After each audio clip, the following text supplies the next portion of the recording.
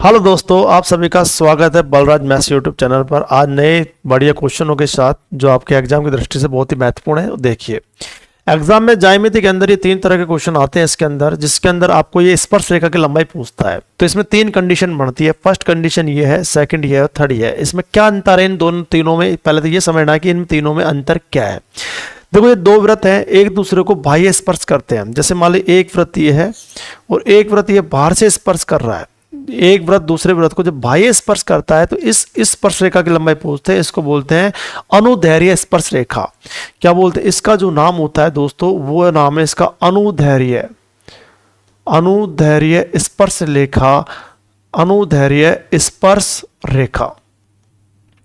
तो मेरे प्यारे दोस्तों, इंग्लिश में बोलते हैं लॉन्गिट्यूडिनल टेंजेंट लाइन, है ना। तो लॉन्जिट्यूडिनल टेंजेंट रेखा लाइन बोलते हैं इसको, अनुदैर्घ्य स्पर्श रेखा। एक तो ये होता है, इसकी लंबाई हमसे पूछता है।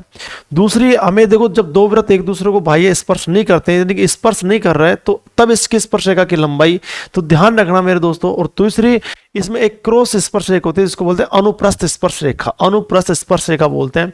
तो तीनों में क्या अंतर है? कभी भी ऐसा आपको बाह्य स्पर्श करते हुए दो वृत्त आपको दे जाए और उनकी स्पर्श रेखा आपसे पूछे, तो आपको डेफिनेट है कि आपको एक त्रिज्या देगा। क्या देगा दोस्तों? त्रिज्या। देखो, यहाँ पे रेडियस कैपिटल आर और यहाँ पे रेडियस स्मॉल आर आपको जरूर देगा। और कभी भी आपको इसकी लेंथ आपको चाहिए, इस वाले की लेंथ आपको चाहिए, तो इसकी लेंथ का जो होता है फॉर्मूला, वो होता है 2√r गुणा r।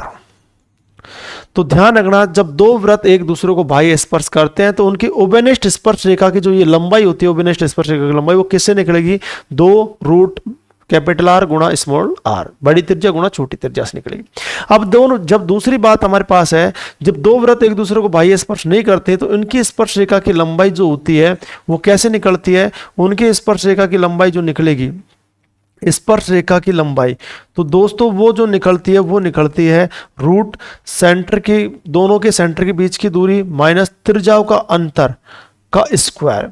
त्रिज्याओं का अंतर। अब आप कहो सर देखो, ये तो हो गई हमारे पास कैपिटल आर और ये हो गई हमारे पास स्मॉल आर, और इनके जो बीच की ये दूरी है दोस्तों, इसको बोलते हैं केंद्रों के बीच की दूरी। इस केंद्र और इस केंद्र के बीच की दूरी। तो कभी भी ऐसा, कभी भी आपके पास सवाल आए तो उसके स्पर्श रेखा की लंबाई कैसे निकलेगी? यानी कि दोनों के केंद्रों के बीच की दूरी का स्क्वायर माइनस त्रिज्याओं का अंतर लेना है। हमेशा इस त्रिज्या से इस त्रिज्या को घटा के वर्क करना है, तो ये से इस पर रेखा निकल जाएगी। क्लियर आपको? तीसरी बात ये है दोस्तों, इसको बोलते हैं, इसको, इस वाले त्रिज्या को वो, इसको बोलते हैं स्पर्श रेखा को अनुप्रस्थ स्पर्श रेखा। तो मेरे प्यारे दोस्तों, ट्रांसवर्स जिसको बोलते हैं, ट्रांसवर्स टेंजेंट यानी ट्रांसवर्स, ये है अनुप्रस्थ स्पर्श रेखा। अगर इस तरह की आपको लेंथ चाहिए दोस्तों, तो ध्यान रखना, इसकी जो लंबाई का फॉर्मूला होता है सेम होता है, बस थोड़ा सा अंतर है। यहाँ माइनस की जगह क्या आ जाएगा? प्लस आ जाएगा। तो दोनों के सेंटर के बीच की दूरी माइनस r प्लस r का होल स्क्वायर। अब ध्यान रखना, तीनों में आप कंफ्यूजन कभी नहीं होगा। आप चीज़ों को ध्यान रखिए। जब दो वृत्त एक दूसरे को बाह्य स्पर्श करते हैं तो उनकी कॉमन जो टेंजेंट होती है वो कैसे निकालते हैं? 2√R गुणा स्मॉल r। जब दो वृत्त एक दूसरे को बाह्य स्पर्श नहीं करते हैं तो उनकी जो कॉमन रेखा होती है, कॉमन टेंजेंट होती है, वो कैसे निकालते हैं? √C का मतलब सेंटर, दोनों के सेंटर के बीच की दूरी का वर्ग माइनस त्रिज्याओं का अंतर का वर्ग।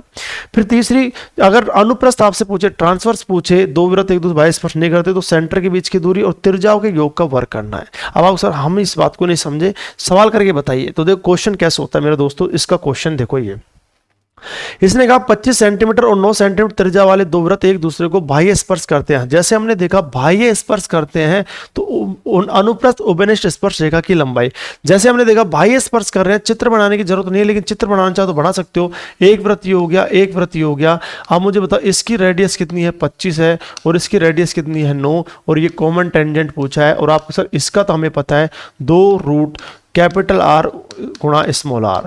तो 2 लिखा, कैपिटल R कितना है? 25 है, स्मॉल r कितना है? 9। 25 का रूट कितना होता है? 2 लिखा। 25 का रूट कितना होता है? 5, और 9 का रूट कितना होता है? 3। 5 या 15, 15 29, कौन सा ऑप्शन आ जाएगा? बी। लेकिन एग्जाम में जब हमने चीज़ों को कंप्लीट कर ली, इन चीज़ों को जब हमने कॉन्सेप्ट से पढ़ लिया कि बाह्य स्पर्श है तो बाह्य स्पर्श करता है, तो हमेशा ध्यान रखना, डायरेक्ट चित्र बनाने की जरूरत नहीं है, 2√R गुणा r काम में लेना है। आप सब बिल्कुल सर हमें बात समझ आ गई। 2 लिखा, कैपिटल आर कितना बताओ 25, स्मॉल आर कितना है 9, तो यहाँ लिखा 2, 25 का वर्गमूल कितना होता है 5, 9 का कितना होता है 3, 5 या 15, 15 29, कौन सा ऑप्शन आ जाएगा बी ऑप्शन, कौन सा ऑप्शन आ जाएगा बी ऑप्शन। क्वेश्चन बहुत सेकंड हो गए तो बस कॉन्सेप्ट क्लियर होना चाहिए। देखिए अगला क्वेश्चन मैं आपको इस तरह का एक और करा देता हूँ।